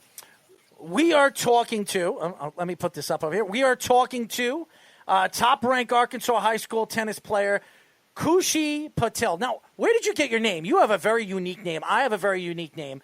Where did you get your name? What is your nationality? Well, my parents are Indian, and they came here in, I think, the early 2000s. Khushi means happiness in an Indian language called Hindi. So, yeah, my nationality and ethnicity is Indian. Mm-hmm. So, again, with that in mind, knowing that you came from that kind of family, again, it's more of a European sport. Was tennis the first thing you got into, or did you get into maybe some sports that are more popular in India first? Because they definitely have a lot with field hockey, with cricket, with rugby, stuff like that. What did you get into that first, or was tennis always your first love? I didn't get into any other sports first. It was mainly tennis. Tennis is also really popular in India. There are a lot of great, well-known athletes who are tennis players that come from India. So it's always been tennis for me. As you guys know, we are talking to top-ranked Arkansas high school tennis player Khushi Patil. Now, Khushi, I'm actually a huge tennis fan. I follow Wimbledon over the years. I follow all the big tournaments. I grew up an Andre Agassi fan, a Pete Sampras fan, so I know tennis. I also played tennis my senior year of high school. I played almost every single sport. I was trying to find a sport that I think I could compete in and try to figure it out. I played second in singles and third in doubles in my school. And I was the first time I ever played tennis. I watch some of you kids and some of you young adults, some of you young tennis superstars that are 15 years old, they're in Wimbledon, and they're hitting the ball over 100 miles per hour. How hard is your serve right now? Well, at the moment, I'm injured, but when I was playing a couple months ago, my fastest serve ever was about 105 miles per hour. And that's like a flat first serve. Yeah, because I know Serena Williams, her hardest was, I think, 143 miles per hour, something like that. So it's incredible how hard you young ladies hit the ball. And as you get older and your technique gets better, the way they hit the ball over the net, they put spin on the ball, and how you have to get to the net and move around all over the court and try to get to the ball. It's one of the hardest sports to play. It really is. People always talk about how hard it is to play football and play the quarterback position, how hard it is to play the goaltending position. There is no team, besides if you're playing doubles, there is no team that's going to help you hit the ball over the net. You got to use your speed, your quickness, your wittiness, and your cat-like reflexes to get to that ball. So I think it's incredible. It really is. Do you have a preference on playing singles or doubles? And also, to a lot of fans that might not know the sport as well, what are some of the biggest differences strategy-wise and conceptually in terms of the way you train for that? So in singles, as you know, you're by yourself playing another person on the opposite side of the court. And on doubles, you have a partner. So there's essentially 4 people on the court in doubles. In singles, you basically have to rely on yourself, and the shot making is different. It's more of a baseline rally. So that means you aren't, in the court. You're standing where the baseline is, and it's just ball striking back and forth. And in doubles, it's more of a net play. You are it's typically all 4 players are closer to the net, and they have rallies that consist of volleys and overheads. So volleys are like when you're at the net and you hit the ball in the air. There are some intense and exhilarating volley rallies. So strategic-wise, in doubles, you have to have more faster reflexes than in singles, because at singles there isn't as much net play.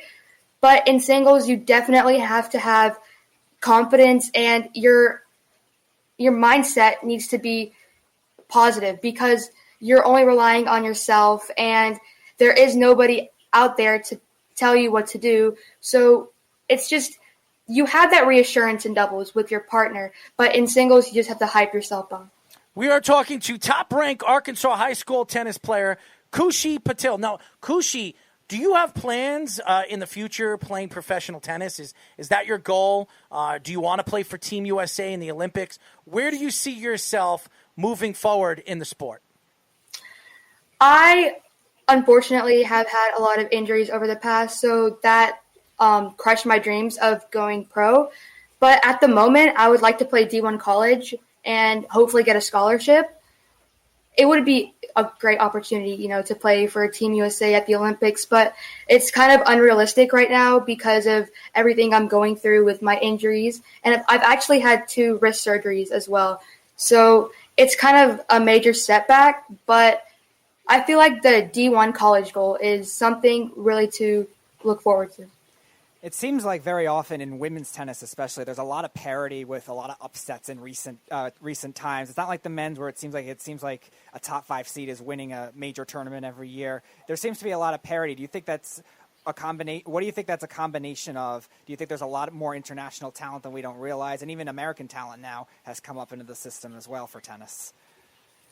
There's definitely a lot of talent that we are unaware of, because we've seen lower-ranked players in major Grand Slams come up to the quarterfinals and semifinals and beating high-ranked players. So I'm really happy that there are, lesser-known players becoming stars. Like, for example, 2 years ago, Naomi Osaka, she basically wasn't ranked high, and she won the U.S. Open. So that gave a lot of reassurance and, confidence to players who aren't as well known as higher ranked players to fight and one day, make it to the finals. So I am really happy about the international and maybe national talent, because there are a lot of players we are unaware of, and, we're just waiting for their big break.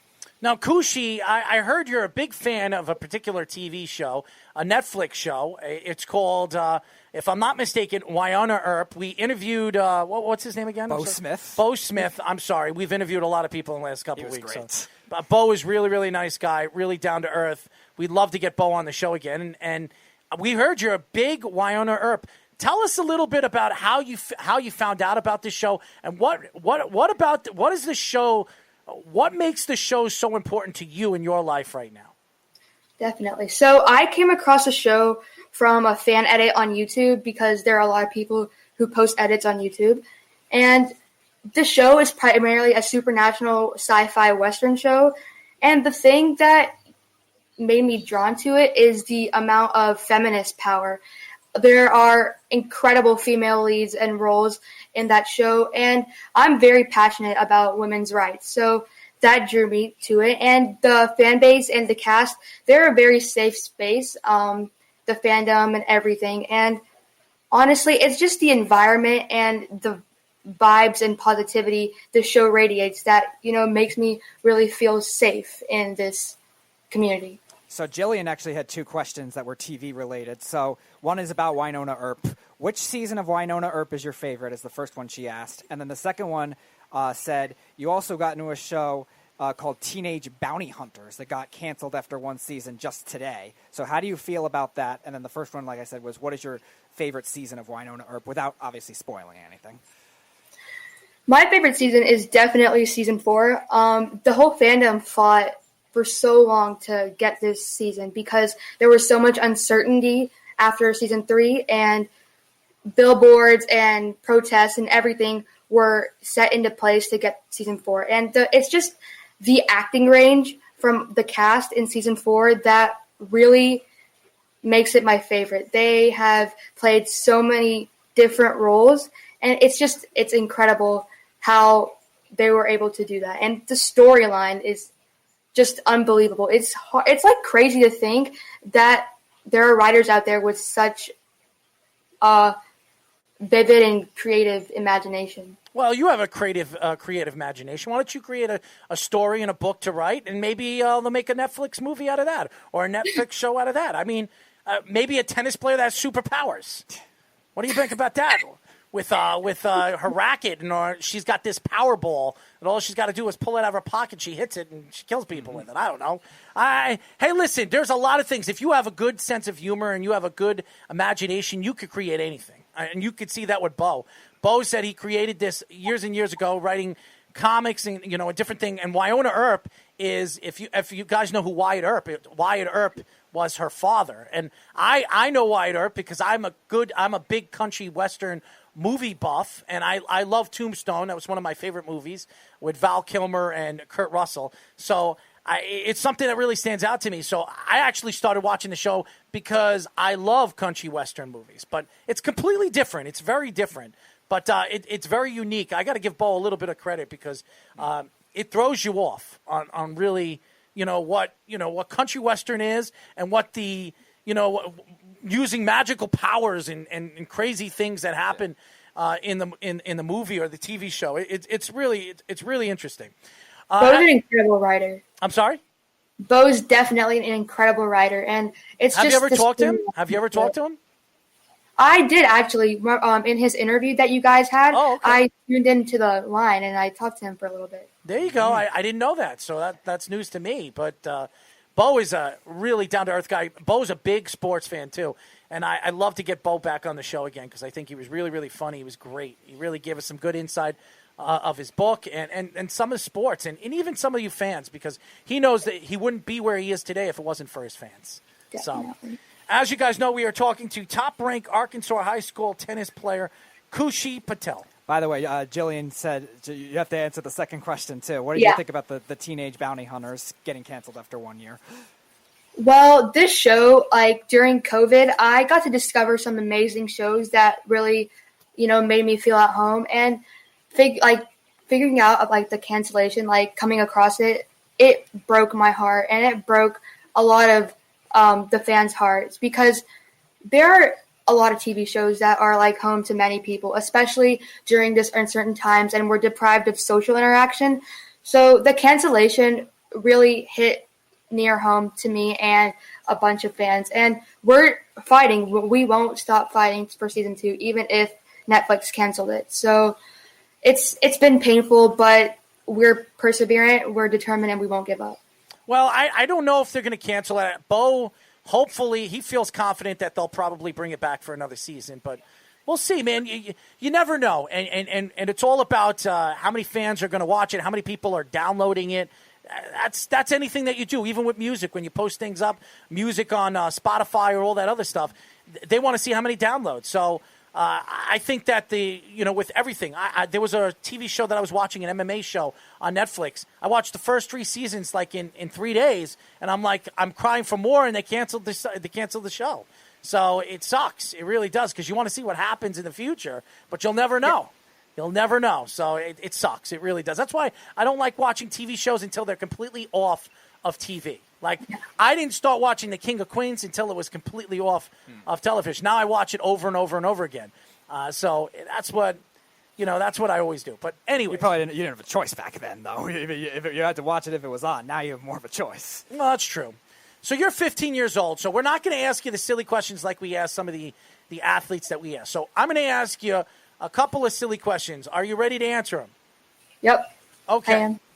All right, so you see this wonderful guy over here. If you had an opportunity to hit him with something, what would you hit him with? A tennis racket, a baseball bat, or a paddle? What would you like to hit him with? A paddle, because that doesn't hurt as much as the others, and Speedy seems like a really great guy. Oh, my God. Look, Speedy, you got a fan already. I would rather use a tennis racket. I'm surprised you didn't say her serve. Well, I'm sure she can hit you on the fly with her serve. Yeah, that won't be hard at all. All right. So your second question is, if you were to choose one thing, one thing that you can do for the, I'm trying to think of the best way of putting this out there. If you were, I'm trying to pull it out. If you had the opportunity to do one thing as a professional athlete, what would it be, and how would you do it? A professional athlete. Athlete. If I was a professional athlete, I would assume I had like a good amount of money, so I would definitely donate it to charities or like to the poor to help fund them, because everybody has dreams, and it hurts to know that there are kids out there or even adults who aren't able to pursue their dreams because of the lack of financial aid. So I would definitely donate to charities. All right, your third question. Do you have a favorite cartoon growing up? And if you do, what would it be? Favorite cartoon. I think SpongeBob. I really liked SpongeBob and Peppa Pig. Yeah. I hated that show. I mean, I had to watch that with my nephew. How many times? I never understood a sponge on the bottom of the ocean. I mean, like, seriously. A sponge, and what's the other guy's name? Patrick, that's right. I mean, I know a lot of people think it's funny. It's still very popular. I mean, you have rappers making songs out of the SpongeBob beat and stuff like that. So obviously it's still very popular. I just never understood it. I love SpongeBob. All right. It was funny. All right, question number 4. If there was a movie star, a young movie star that your parents would let you date, who would it be and why? I don't think my parents know a lot of young movie stars in America. So, I mean, I just have to pick some and probably, show them the actors, and then... Is there a particular actor that you follow? You like a Zac Efron? Who do you like? Who do you, growing up, watching some of these kid movies and kid TV shows, is there any movie star or kid TV show star that really stands out that you would love to meet? I mean, I like, Zac Efron, like you mentioned. Tom Holland. I like Tom Holland a lot. I mean, I can't really think of others because they're a lot older, but Zac Efron and Tom Holland are a few of them. Mm-hmm. Your last question is, if you could choose one person in this world you can meet, sit down, eat dinner with, and have a conversation with, who would it be and why? Well, it's going to sound really stereotypical, and a lot of my friends who are hopefully watching this will know Kat Burrell. She's in Winona Earp. She plays Nicole Hott, and she really, brought me out of the dark because I found the show when I really needed it, and it helped me see the positive side of things. And Kat has played a big role in my life. I talked to her over the summer during a convention, and it would be awesome to meet her in real life. So, yeah, Kat Burrell is my answer. Okay. Well, why don't you tell the fans how they can find you on social media? Well, I don't have Instagram, but you can follow me on Twitter at KhushiPO5, and my Snapchat, I can give it to you. It's K_Patil11. Well, I would definitely love to get you on the show. Are you planning to compete in the future? I know you said with all the injuries that you've been going through, the professional end might never happen. Is that what you were saying? Yes. What did you hurt on your body that really is affecting you? Well, right now it's my forearm, but before I had severe wrist issues, it was on my dominant arm. I had 2 wrist surgeries. One was in October of 2017, which put me out for 10 months. And then the other one was in March of 2019, so recently, and that put me out for another 10 months. So I've been really struggling, and it's lowered my confidence and self-esteem, but I haven't lost all my confidence yet. So I do plan on competing in the future in USTA tournaments, which is like the United States Tennis Association. They sponsor tournaments. And also, hopefully, like I mentioned before, my D1 dream. I'm still hoping that'll happen with everything going on. It will happen. You put your mind to it, you can do anything that you put your mind to. So I believe that you can do it. Just keep confident, keep your head in the game, keep your head forward. Don't ever look backwards. That's what I could say, you know? I mean, if you look forward, you have to look at this guy. And if you have to look at this guy, I'd run. I have to run. Look at that. I mean, look at this guy. I mean, you smack him around. Why are you still here? I don't know. I'm doing a radio show with you. That's why I'm still here. Well, apparently you want to run, so. Well, I do. After the show, I probably will run outside. Okay. Khushi, thank you for joining us. You're great. We'll get you on in the very near future when you get healthy and everything like that. And I believe that somebody will bring you in for Division I. I do. I mean, I read a little bit about you. Jillian was telling me that you're top of your class in Arkansas high school. So I listen. Anything is possible. If you want to play pro tennis, you could do that too. I've heard a lot of crazy stories, and people have done it. There is a guy in the NFL right now that is playing with one hand. One hand. Wow. That's incredible. Yes. So if there and he benched, I think 25 reps of 225 pounds with one hand. So and there was a Yankees pitcher who threw a no-hitter. No-hitter, yes. Jim Abbott, yeah, yep. with no hand. You're to me, you could do anything you put your mind to. So if anybody tells you can't do something, you could tell them all those guys. There are tons and tons of athletes. There was an Olympic runner that won a gold medal with no legs. Okay, so anything is possible. You just put your mind to, you work hard, and you believe in yourself. You can do it. So I believe in you, and I think you're going to achieve all the goals that you want. Thank you so much, Errol and Speedy. Thank you so much for having me. It was a blast. Absolutely, and we'll get you on again. Jillian loves you, and Jillian speaks very highly of you. So we're happy to have you. We're very excited to have you, and we're going to have you on again. And maybe we'll surprise you the next time you have on with somebody special on the show with us. Wow, now I'm intrigued. Mm-hmm. So stay tuned for that. Thank you, Khushi, for joining us. Thank you so much, Errol. Thank you so much, Speedy. Khushi Patil, ladies and gentlemen, as you guys know, top-ranked Arkansas high school tennis player. Nice kid. Really, really nice kid. When we come back, ladies and gentlemen, we will finish up with some football and some basketball here on Down to the Wire. You're listening to the Worldwide Sports Radio Network.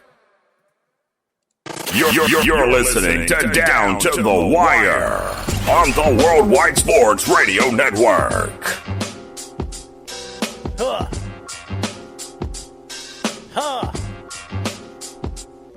His name's Speedy. He doesn't know how to dance, but he knows how to trance.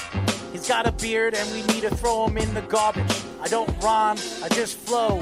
I beat him on the head with a paddle ball. Whoa! Not a rhyming man, but that's all. As you know, this is Down to the Wire. We are live every single Monday from 6 p.m. to 8 p.m. New York Eastern Time. Remember, you can call us at 631-965-4990. Download our app on iOS and Android, WWSRN. Go to our website at www.worldwidesportsradio.com. Up next, yes, the Wise Guys at 8 p.m. Love the show, so we're looking forward to that show. But we have our third guest of the day, Mr. Mark Kelly. What's going on, Mark? How are you doing right now? Hey, guys. How you doing? I'm doing all right. It's, getting things settled down here. Not easy, but, I miss New York. I miss home. But I'm doing all right.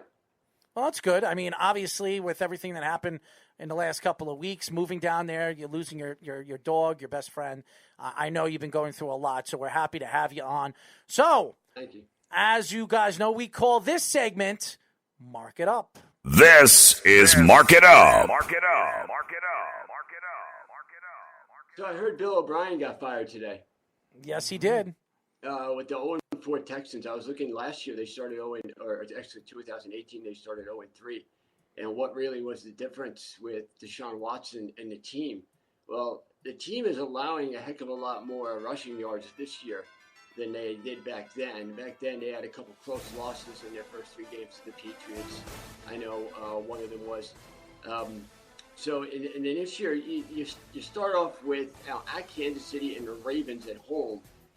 Those were 2 games they probably most experts thought they were going to lose anyway.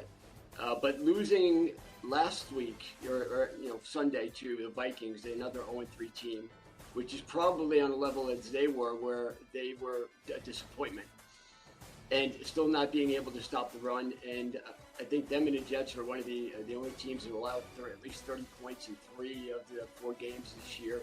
So that's another problem, is their defense has not been playing well. But I don't think it was warranted for O'Brien to be fired. If he can be fired and Adam Gase still has his job, there's something wrong. Hold on 1 second. Wait a second. You're telling me Coach O'Brien shouldn't have been fired? I mean, Coach O'Brien not if Adam Gase still isn't fired. Oh, Bill stop. O'Brien's only a slight upgrade, I think. Over Bill Adam O'Brien Gase. has been horrendous as a head coach. He took over as the GM. He got rid of his best wide receiver for nothing. He brought in David Johnson, who's been absolutely a catastrophe this year. I mean, he deserved to be fired. He should have been fired after they traded Hopkins. It made absolutely no sense. But understand the context. He's fired. Gase still has a job. Gase he won't have a job at the end of the season. Trust me. He will be have gone one now. Yeah, but he'll be. The performance on Thursday night just added to all of the problems that they've had. And he's done absolutely nothing to address any of the situations that have been obvious to people watching games. I mean, they are never prepared. They never seem to, they self-destruct in a different phase each week.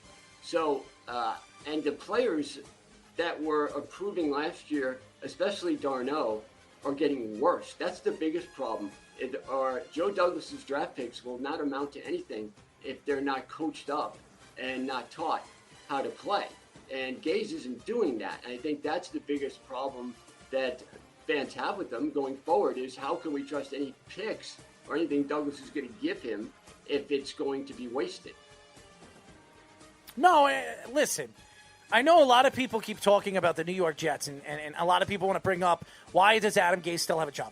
Adam Gase is going to lose his job. I don't understand why he still has his job, but I do believe it has a lot to do with Joe Douglas, and Joe Douglas is very close with him, and he wants to give him all the opportunities that he has to try to keep his job.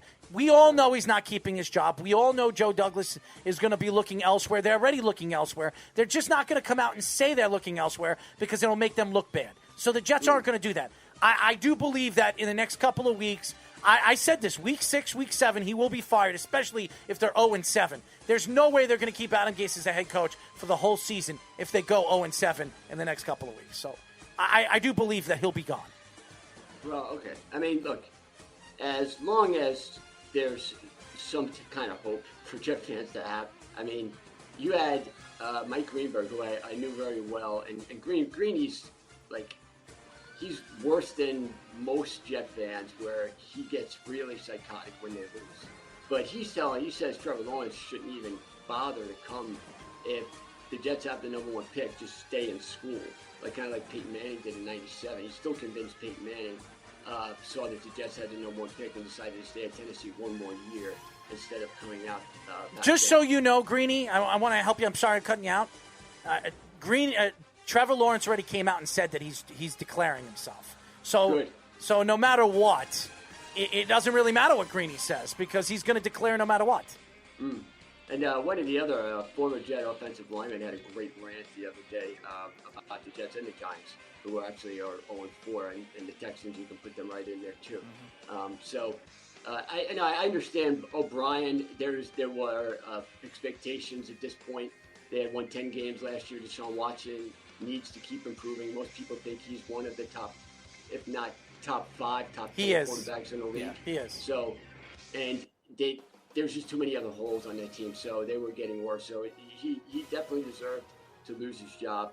But what I'm saying is, how can he still lose his job and then somebody like Gase still has one? But anyway, How about the Cowboys? I mean, if they didn't have that one miracle comeback, they would be right in that 0-4 group as well, along with the whole NFC East, which is a total debacle. Well, that's not guaranteed because the mentality can change after that, too. There was an obvious letdown that was going to happen after the Falcons win, but there also could have been a sense of urgency if they were 0-2 as well. So Exactly. It's tough to tell. Well, it's easy to tell when the defense can't stop anybody. Well, that's true. They're another You know, defense that's allowed 30 points in, besides week 1, every other game. Well, yeah, and then you have Prescott, who's playing exceptionally well. I mean, he set the NFL record for most passing yards in a 3-week span. I mean, there's really not more he can do. And the defense, every time they have to make a stop, they can't. Even in yesterday's game, they managed to, for a 3-minute period against the Falcons. And the only reason why they won that game is because they recovered an onside kick. So they had a chance to, get back and to take the lead against the Browns if they could stop Cleveland, and Cleveland went right down and Odell Beckham scored again. So I don't know what's happening with the NFC East. The Redskins, they weren't going to be very good when the season started. The Eagles, are having their problems. The Giants aren't going to win the division. So it's up to really it's either going to come down to Cowboys or Philadelphia. Well, Philadelphia is always a slow starting team, so that's not really a surprise. And again, just like last year, they're just so fragile. They're becoming what the Chargers used to be and the Texans have been for the last couple of years. You put them on the list of fragile teams, it seems like everyone's getting hurt. Yeah, well, there's so many injuries, too. And that's part of the problem this year that we had with COVID anyway, is because you never know what's going to happen. I mean, how many athletes decided to opt out? And then you have now, a situation where the Titans and Steelers had their game postponed, and they're trying to reschedule it. And it just seems there's so many different scenarios that are happening now because of the unknown factor with this disease that it's hard to look at sports in the same way. You have an NHL champion, you're going to have an NBA champion. And it's like these two things happen, and they're barely mentioned as far as accomplishments right now because of everything else that's going on. And it's hard to appreciate sports the way we've grown to appreciate it with all these other things going on in the world. Even the president gets COVID, so it's just there's too much of an unknown right now to really put that much focus on sports. And have it be, this is a normal way of doing things. Because nothing's normal right now. And I don't know when it's going to get, maybe when there's a vaccine, I guess. But, who knows when that's going to happen. But even in college football, watching Alabama and Texas A&M this year, last week, you figured that maybe Alabama would be susceptible to becoming like LSU or Auburn, like good years last year, and have kind of, already have one loss this year. But Alabama keeps rolling, and they seem to be better now than they were last year. At any point, Mac Jones seems to be just as good, if not better, than Tua. So in the SEC, that's like the only thing I can look at in college football that's normal right now is Alabama winning. Well, the SEC West has already one loss across the board for a lot of those teams because Auburn lost too. They got steamrolled by Georgia. I actually thought Auburn was going to pull off the upset. They did not look good at all in that game. No, they didn't. So it's just a matter of Alabama just, I guess, avoiding that one bad loss. And usually for Alabama, it happens more towards the end of the season, not really the beginning of the season as much. But again, it's a different type of year. Against Auburn. I mean, their biggest, team that they have a problem with is winning at Auburn. They've lost 3 times there in the last 7-8 years. So that's really the thing that would stop them from winning on a normal year. That's not going to happen this year because they host Auburn. But I tell you, Texas A&M I thought was going to be better than they were. They looked bad when they beat Vanderbilt last week, 2 weeks ago, and they actually got bombed by Alabama this week. And the other, Mississippi State, they looked very good with Mike Leach. They could give Alabama a problem because they passed the ball very well. KJ Costello, who they got, I believe, from USC as a transfer. Stanford. He single-handedly beat LSU. Mm-hmm. But again, they also had just one of the biggest letdowns of the week, too. How do you lose against Arkansas and only score 14 points? Yeah, but again, we're talking about like if they could beat Alabama, I think they'll probably be. I don't see Georgia doing it. They just can't score with Alabama. So I think it's going to have to be a team that can score because Alabama's going to put 50 I think it's points gonna. on them. I think there's only one shot. I think it's Florida in the SEC championship game. I mean, maybe LSU could win, but I mean, their defense hasn't proven much either. Yeah, no, and I tell you, Kyle Trask and Mac Jones are almost like the exact same story. I think Pitts is better so far. Well, Florida looks like they're going to come out of the East. Trask doesn't have as much to work with as Jones does, but he's got the best tight end in the nation. That kid's something. What's that? He's got the best tight end in the nation. Kyle Pitts is something. Yeah, I know, but every time you watch Alabama, you see wide receivers Why do you laugh like wide that? open in the field. Why do you laugh like that? They're like Cheetah in the Serengeti. Yeah, well, again, Alabama still has the receivers, but again, they also lost two of them to the draft this year too. So you're dealing with two new receivers and two very similar types. So maybe that could be something a good team can catch up to as well. Florida has, you're right, they lost some receivers too, but I think the Pitts is the best player of the group, and I love Devontae Smith, but I think Pitts as a prospect is the best player of the group. In terms of the core, we'll see that it probably does still favor Alabama slightly, but I like Florida's defense though too. They're very talented. Yeah. Okay. Now moving on to baseball.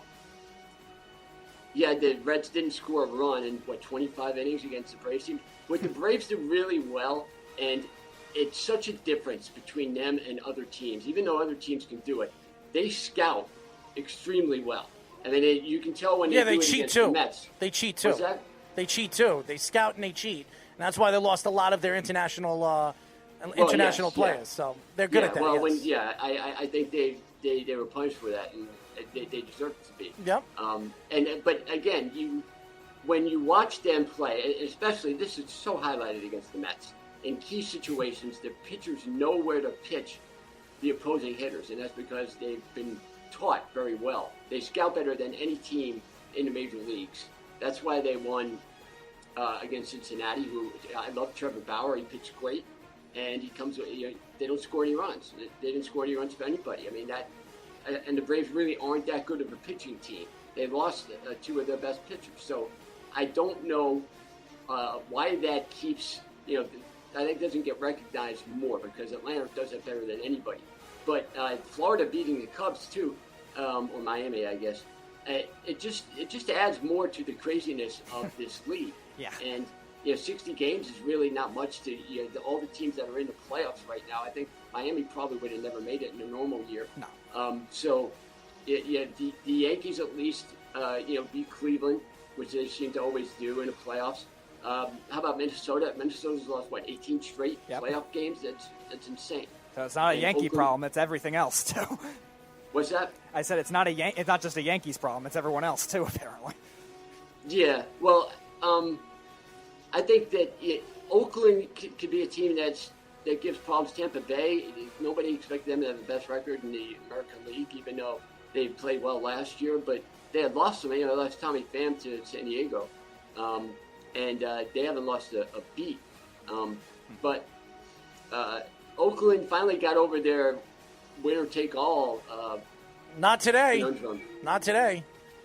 Well, at least they made it past the first round this time. Well, they didn't play the Yankees. That's why. They lost to the Rays last year. Well, yeah, but they've lost to Minnesota. I mean, they've lost to some teams they should have. Detroit twice.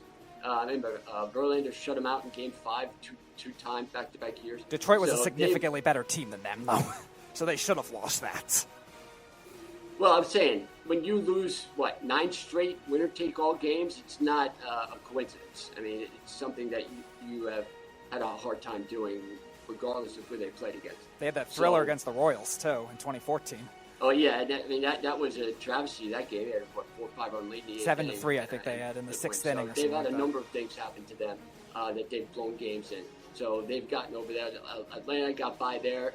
They hadn't won a series since the 2001 NLDS. So those things are kind of starting to happen in the playoffs. And that's why it's just such an insane year. And whoever's the champion, it really won't matter because, in my mind, I don't think they're really legitimate anyway. Well, if the Marlins win it, that would be the most this year thing of all time. Beyond that, if there was an expected one, you're right. It probably isn't as legitimate as it could be. But I think there are some that would be as well. I think baseball is definitely trickier because it is a 60-game season. Like, I think with hockey, it's more legitimate because it's playoff hockey. That could have happened anyway. But baseball definitely in a weirder type of season, especially if it's the Marlins. When are they going to start hockey again? Are they starting the new year? I've heard January. I've heard March. So I don't know which way they're going with that. January. That's what I'm excited hearing. for the Islanders finally having a goaltender that they needed. If they would have had him, I think they probably would have won. Shut the music off now. No, I think Sorokin is going to be a big part of where the Islanders are going to go in the future. I absolutely believe that. They need to add another offensive player. They absolutely do. Yeah. This Laney thing that's been coming in, I've been hearing also the Rangers are talking to the Buffalo Sabres right now for, what's his name again? Jack Eichel. Jack Eichel. For them to give up the first-round draft pick this year and possibly other prospects, maybe Fox as well. Fox, Eichel, and Fox, what is it? Fox, the number one pick, and somebody else for Jack Eichel. That would be a good deal for the Rangers. They had a superstar player of that magnitude, a guy that can, be the center that they need, so that's something that they need. And Jack Eichel is one of the best offensive players in the NHL right now. Mm-hmm. So you add a powerhouse like that. You don't know what Lafreniere is going to be. You don't know what Alexis Lafreniere is going to be, but you know what Jack Eichel is. Jack Eichel is like a 35, 40-goal scorer that can get you 70, 80 points a season. And that's what you need. And he's a leader. He's a captain right now. He's still a young player.